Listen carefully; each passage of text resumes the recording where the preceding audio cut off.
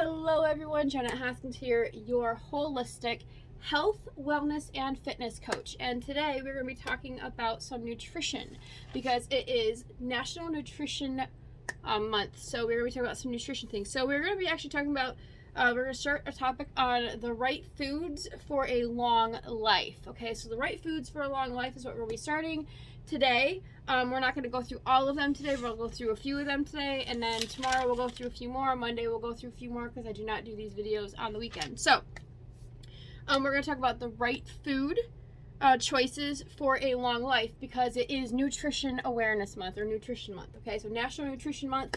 I want to make sure that everyone has all this amazing healthy information. So the first thing you want to look at is a diet as a whole. So again, I am a certified health, wellness, and fitness coach. So if you guys have any questions, you can always message me. I actually can you can set up your own free complimentary consultation if you are looking for fitness coaching, if you're looking for just overall health and well-being coaching, anything like that. You can go to my website, which will be in the description.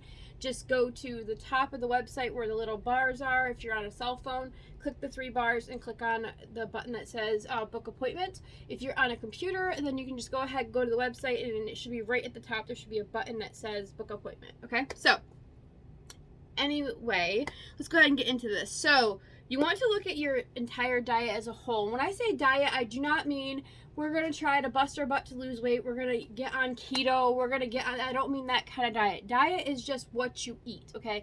So I emphasize all the time that fad diets do not work long term, okay? A lot of people will tell me, yes, they do.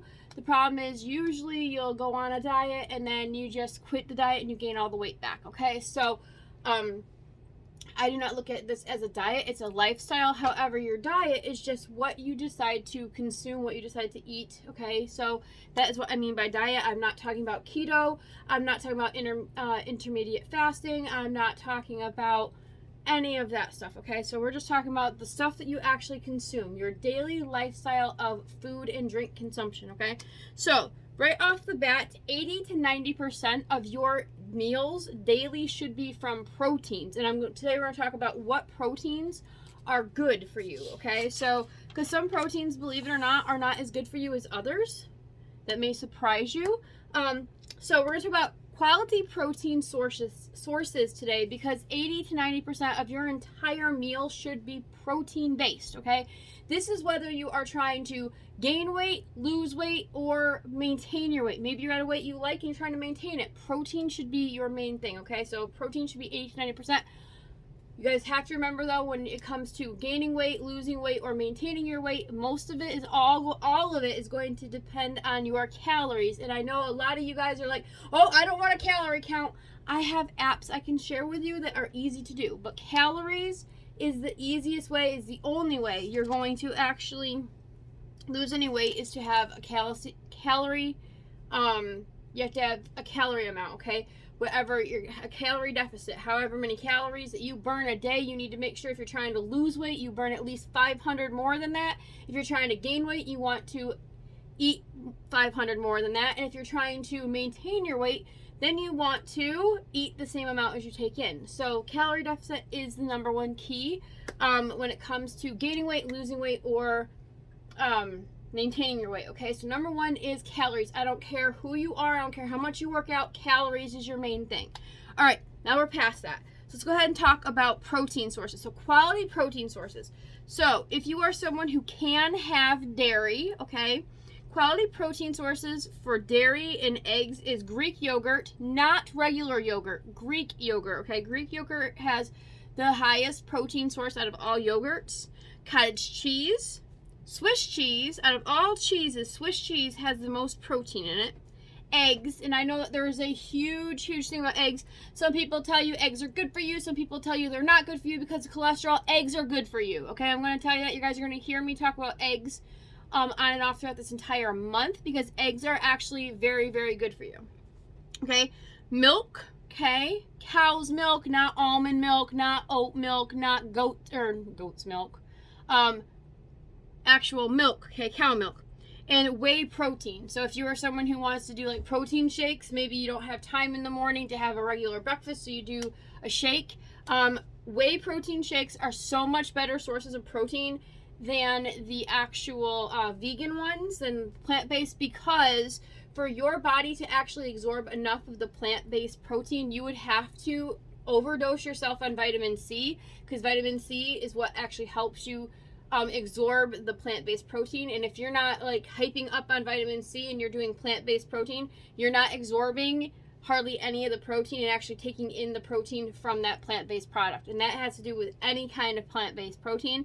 Nothing against them, but whey protein is the best if you're going for like a protein shake or a protein bar. Whey protein is the best, okay? So that is for your dairy and eggs. If you are someone that eats meat, okay, so if you are looking for high protein meats, they are going to be your lean cut steaks. They're going to be your ground beef, okay? They are going to be pork chops. Yes, ground beef and pork chops are actually good sources, good quality sources of protein. Chicken breast and turkey breast, okay? So those are going to be your main one for meat. Now, you guys might be thinking, well, what about seafood? Seafood is actually considered its own protein family. So we're going to talk about that now. So high protein seafood. So if you're someone who loves seafood and you really want to make sure you're getting that high protein in there, tuna fish, halibut, salmon, and tilapia. Those are the 4 fish that have the most protein in them, okay? Those are the 4 fish you should be making sure you're trying to eat if you are using fish as your protein base. High protein canned food. So this would be anchovies, corned beef, sardines, and any kind of beans and legumes, okay? So beans and legumes. All right, so that is also really good for people that the beans and legumes are really good for people that also don't. They're also on there again for people that are maybe vegetarian or vegan. So we'll get to that in a minute. So now for snacks, high protein snacks. Some of you guys may know this.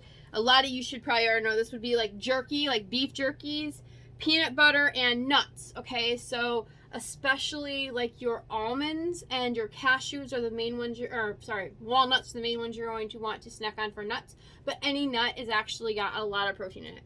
And then the high protein for vegans or vegetarians or anyone, okay, because everyone can eat this, would be beans, chickpeas. I love chickpeas. Nuts and nut butters, tofu, chia seeds, which I use chia seeds in a lot of my stuff, and leafy greens. Okay, so those are all the great, amazing ways you can get high quality protein amounts in your body daily, because again, 80 to 90% of your intake of food should be proteins. So if you guys have any question about this, you guys can always go either message me here on Facebook about it, or you can go to my website, which is in the description. You can go to the contact me form and you can message me there, or you can email me at info@holistic-love.com, and I will get back to you as soon as I can. So tomorrow we will talk about high quality sources of carbs. So good carb sources. Yes, I said there are good carb sources. I know a lot of people are like, I don't want to eat any carbs. Well, honey, you have to, okay? You have to eat carbs. There's just ones you can eat that are really, really good for you. So we're going to talk about that tomorrow. So make sure you guys pop back here tomorrow to check that out. So I will see you guys in the next video, and have a wonderful, wonderful rest of your Thursday. Bye, guys.